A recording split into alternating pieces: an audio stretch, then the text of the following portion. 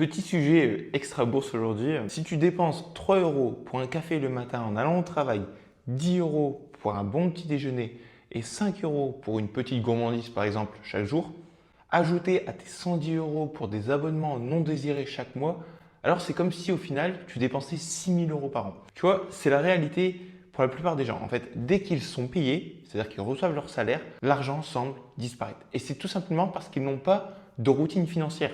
Alors je ne sais pas si toi aujourd'hui tu as une routine financière ou tu n'en as pas. En tout cas, c'est super important parce que le fait d'avoir été prudent, moi personnellement, avec mon argent depuis 6 ans, cela m'a permis déjà d'avoir investi plus de 20 000 euros en bourse. Donc dans cette vidéo, je vais vraiment te parler des 3 choses que je faisais à chaque fois que je recevais mon salaire pour que tu puisses les appliquer à ton tour et je l'espère obtenir des résultats encore meilleurs. Cela t'aidera non seulement à économiser de l'argent, mais aussi à construire ta liberté de demain. Et le plus beau que je souhaite te partager, c'est que tu n'auras pas besoin de travailler plus dur. C'est vraiment ta manière de penser, ta manière de gérer tes finances, tout simplement te créer des habitudes financières. Première chose, c'est qu'il faut savoir séparer les besoins des envies. Imagine que tu viens d'être payé. La première chose à faire, c'est de séparer tes besoins et tes envies. Tu le crois ou pas, c'est l'une des choses les plus difficiles pour les gens. Même si, quand tu le dis, ça paraît simple. Aujourd'hui, tu vois, tu as beaucoup de personnes qui sont habituées à un niveau de vie tellement élevé qu'ils ont tout simplement du mal à réduire leurs petits plaisirs. Pourtant, et je reviens sur la gratification différée vs instantanée, mais ces petits plaisirs insignifiants, ils vont te voler ta liberté financière sur le long terme. Même si aujourd'hui, tu penses que ça ne te concerne pas, je veux que tu fasses cet exercice parce que tu risques d'être surpris. Alors, ce que tu vas faire, c'est que tu vas prendre un stylo et une feuille, tu vas la diviser en 2 colonnes et tu vas écrire tes envies et tes besoins. Ce que tu vas faire ensuite, c'est que tu vas récupérer tes relevés bancaires des 6 derniers mois pour avoir une moyenne générale et tu vas souligner toutes tes dépenses récurrentes. Ignore les achats uniques pour l'instant, sauf si tu achètes des choses inutiles tout le temps. Ensuite, ce que tu vas faire, c'est que tu vas classer ces dépenses dans la bonne colonne. Les besoins, donc ce qui est les dépenses obligatoires, loyer, assurance, facture, services de base. Si tu peux vivre sans, alors ce n'est pas un besoin. Et ensuite, tu auras les envies, les sorties, les achats, le sport, les abonnements, etc. Objectif, additionne chaque colonne. Fais cet exercice et dis-moi ce que tu trouves. Pour toute la suite de la vidéo, on va partir d'un exemple chiffré. Supposons que ton revenu net mensuel est de 2 000 euros et tes besoins te coûtent environ 1 200 euros par mois. C'est ton seuil financier de base, le strict minimum pour vivre. Ce que tu vas faire, c'est que tu vas soustraire ce montant de ton revenu mensuel pour voir ce qu'il te reste. Idéalement, ton seuil de base devrait représenter moins de 50 à 60% de ton revenu. C'est-à-dire que tes dépenses obligatoires devraient représenter moins de 60% de la totalité de tes dépenses chaque mois. C'est le cas dans notre exemple à 60%. Si tu ne peux pas réduire tes charges, il faudra utiliser l'autre levier qui sera d'augmenter tes revenus pour atteindre ce niveau.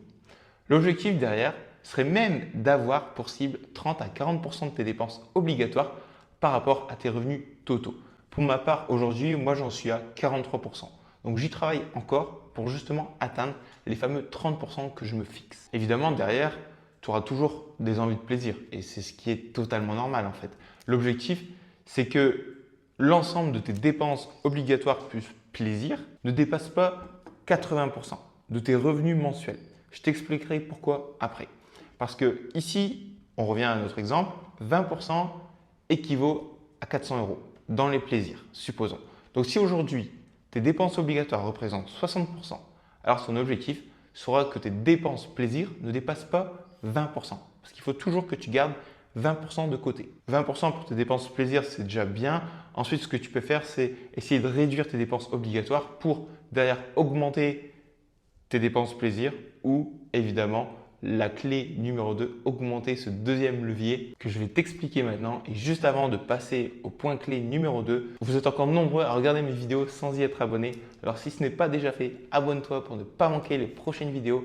Ça me booste vraiment à te proposer du contenu de plus en plus qualitatif. Donc numéro 2, l'étape 2, c'est de créer ton fonds d'urgence. Une fois que tu as ton budget qui est établi, c'est la deuxième étape. C'est de placer ces 20% restants de ton revenu dans un compte épargne. Dans notre cas, ici, tu auras 20% de ces 2 000 euros, ce serait 400 euros d'épargne mensuelle. Ce compte épargne, il ne sert pas à t'enrichir. Fais bien attention. mais plus à être ta bouée de secours, à être ton épargne de précaution. Exemple, si tu as une urgence comme tu tombes malade, ta voiture elle tombe en panne, c'est clairement ton filet de sécurité, c'est pas une tirelire pour le week-end et te faire plaisir et craquer la tirelire, quoi. Il y a une étude qui est sortie justement en septembre 2024, un Français sur deux n'avait pas plus de 3 mois d'épargne de précaution. Un Français sur deux, tu te rends compte à quel point c'est grave au final, parce que s'ils ont un problème, s'ils ont un pépin, ils doivent emprunter et derrière payer des intérêts et s'endetter encore plus. Donc, ton fonds d'urgence devrait représenter déjà au minimum 6 mois de dépenses de base. C'est pour ça que tout à l'heure, je te parlais de 6 mois. Tu prends la moyenne de tes dépenses sur les 6 derniers mois et tu sais combien derrière il faut que tu mettes de mois de côté. Si ton objectif c'est de mettre 6 mois, tant mieux. Si ton objectif c'est de mettre 8 mois, ok. Si ton objectif c'est de mettre 1 an, tant mieux pour toi. Mais il faut que tu sois vraiment serein à l'idée de te dire, ok, moi il me faut X montant d'épargne de côté avant d'investir. Et passer donc à l'étape suivante. D'ailleurs, si tu as des dettes, notamment à la consommation, utilise vraiment une partie aussi de ces 20% pour les éponger. Ces dettes, elles sont néfastes car tu as fait tout simplement des prêts pour acheter des passifs qui perdent de la valeur dans le temps. Avec ces dettes, comme une voiture, une télé ou autre, tu t'appauvris à terme. Rembourser tes dettes est donc une nécessité. Et une fois que ton fonds d'urgence est créé et que tu as remboursé tes dettes à la consommation, là oui, on pourra passer à la dernière étape d'investir ton argent intelligemment. Les 20% qui étaient initialement alloués à ton épargne de précaution, maintenant que ton épargne de précaution est créée, utilise cet argent non pas pour des dépenses, plaisirs passagers ou des achats impulsifs, mais justement, cet argent, c'est une ressource précieuse, un tremplin pour bâtir ce que j'appelle ta liberté financière. Alors, utilise-le à bon escient, investis-le. Et pour cela, pour moi, tu as 2 axes d'investissement qui sont particulièrement puissants. Premièrement, c'est d'investir dans ton éducation financière.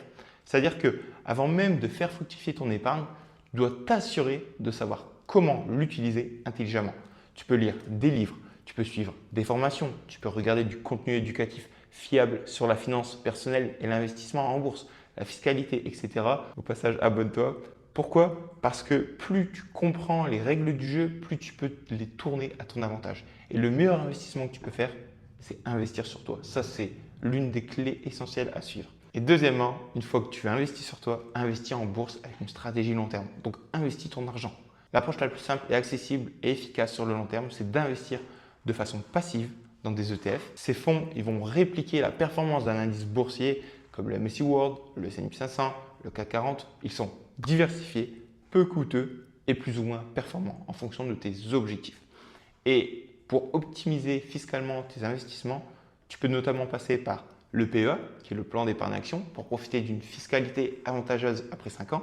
Tu as également l'assurance vie, qui va combiner, lui, la souplesse et la transmission patrimoniale, ou tu peux même choisir le PER, plan d'épargne retraite, pour préparer l'avenir tout en réduisant ton imposition sur le moment donné. Cela va dépendre évidemment de ta TMI, donc ta tranche marginale d'imposition actuelle. On va revenir sur notre exemple qui est de 2 000 € net par mois, en y consacrant maintenant 20% à l'investissement, soit 400 €. Avec un capital initial, on va partir de 1 000 € à investir. Voici ce que tu pourrais atteindre. Si tu as investi 400 € par mois pendant 25 ans, avec un rendement moyen de marché de 8,5% par an, la moyenne historique, résultat, tu obtiendrais un capital final brut d'environ 417 389 €. C'est 3,5 fois ton capital total investi, 121 000 €. Et tout cela sans avoir besoin de choisir des actions individuelles ou de suivre la bourse au jour le jour. Ce capital, il pourra notamment te servir à préparer ta retraite de manière confortable, atteindre une certaine indépendance financière anticipée ou encore générer des revenus passifs via des retraits réguliers.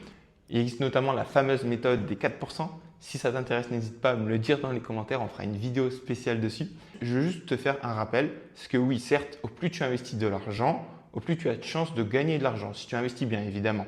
Mais rappelle-toi qu'au début, ce n'est pas vraiment le montant que tu investis qui va compter, mais plus la régularité et le temps que tu vas laisser ton argent pour croître. C'est une clé essentielle parce qu'au final, quand tu démarres, si tu investis beaucoup d'argent et que tu fais des erreurs, ça va te coûter très cher. Par contre, si tu investis peu d'argent et que tu fais des erreurs, tu vas t'y refaire. Mais surtout, ce que je veux te dire là, c'est que si tu investis un peu d'argent et tu progresses au fur et à mesure, ça va te permettre, de prendre confiance dans ton investissement et ensuite de faire fructifier de manière plus efficace ton patrimoine. Parce qu'en toute honnêteté, tu peux gagner 2 000 euros, tu peux gagner 3 000 euros ou même 10 000 euros par mois. Si aujourd'hui, tu n'as pas la bonne vision, si tu n'as pas la bonne stratégie, si tu n'as pas le bon mindset, le mindset c'est essentiel, la psychologie de l'investisseur, alors vraiment, ton argent va s'évaporer aussi vite qu'il soit arrivé. Et ça, c'est tellement important à le prendre en compte parce que le véritable changement commence dans ta tête, pas sur ton compte bancaire. À chaque fois que tu reçois ton salaire, pose-toi cette question. Est-ce que je consomme ou est-ce que je construis mon avenir? Parce que si tu veux sortir du schéma classique, je travaille, je dépense, je recommence et espérer avoir une retraite de l'État, il faut que tu apprennes à avoir l'argent comme un outil et pas comme une fin en soi. Parce que si tu changes ta manière de penser à l'argent, ton rapport à l'argent changera ta vie. Et si tu souhaites vraiment investir sur toi, je t'ai partagé une masterclass totalement gratuite qui t'explique comment investir sérieusement. C'est le premier lien dans la description. Elle pourra t'aider, je pense, à faire toute la différence. En tout cas, c'était Emilien, ton éducateur en bourse. Prends soin de ton épargne et de tes investissements. Et à bientôt pour une prochaine vidéo. Let's Invest.